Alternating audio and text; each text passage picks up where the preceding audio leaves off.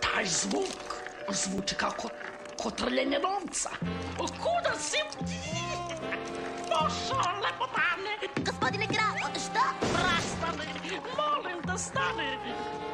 Čekaj! Uklonio sam poslednju prepreku do tajnog recepta.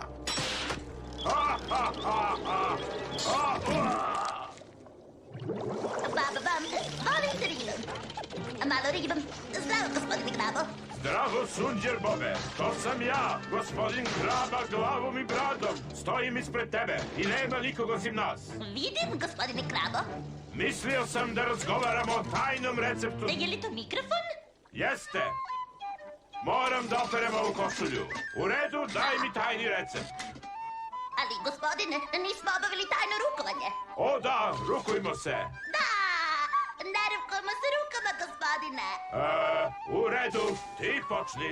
Stanemo na jednu nogu, balansiramo čašu čokoladnog mleka na glavi i pevamo himnu Koralova.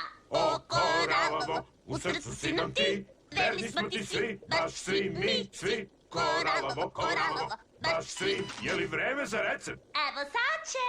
6,5 sati kasnije.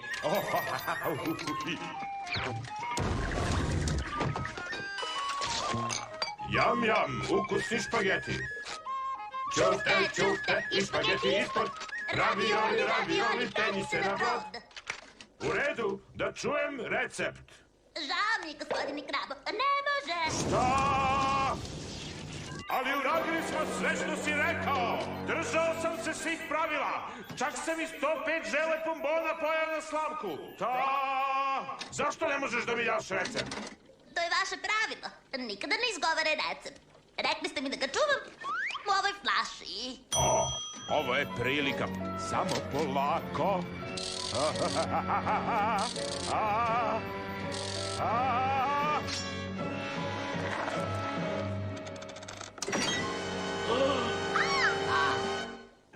Kako možeš ovo da radiš?